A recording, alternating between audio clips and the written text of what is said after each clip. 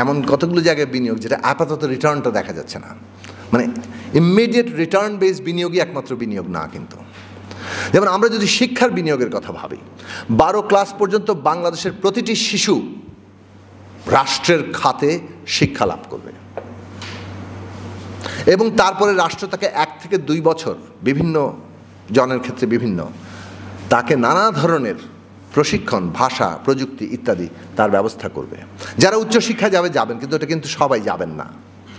কিন্তু এই যে 12 ক্লাস পর্যন্ত যদি একজন শিশু শিক্ষা পায় এবং উচ্চশিক্ষায় যারা যাবে তারা যায়, কিন্তু বাকি বেশিরভাগরা 1 থেকে 2 বছরের ন্যূনতম ভাষা, প্রযুক্তি এবং অন্যান্য প্রশিক্ষণ পায়, তারা দেশের ভেতরে এবং দেশের বাইরে কম্পিটেন্ট নাগরিক।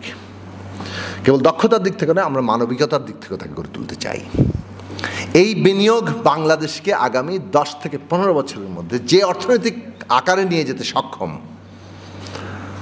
এইটা আমাদের ভাবতে হবে।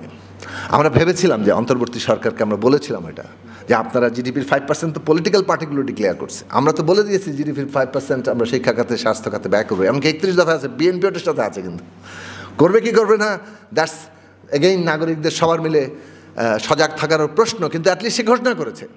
তা আপনি তো অন্তর্বর্তী সরকার, আপনারা এই দফায় এমন একটা সিগনিফিক্যান্ট বেঞ্চমার্ক তৈরি করেন যাতে করে ওখান থেকে পিছনে আর কেউ না যেতে পারে। এবং এই যে বিনিয়োগের গতিমুখটাকে বদলে দেওয়া, এটা হচ্ছে আমাদের সমস্ত নতুন ব্যবস্থা জন্ম নেওয়ার লক্ষণ।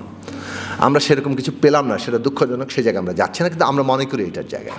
আমি আর বর্ণনায় যাব না, শিক্ষা থেকে শুরু করে প্রতিটি ক্ষেত্রে এই কথাটা বলা যায়।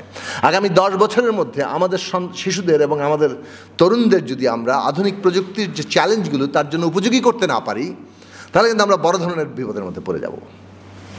সো আমার ইনভেস্টমেন্ট কোন জায়গায় হবে সেইটা খুব গুরুত্বপূর্ণ।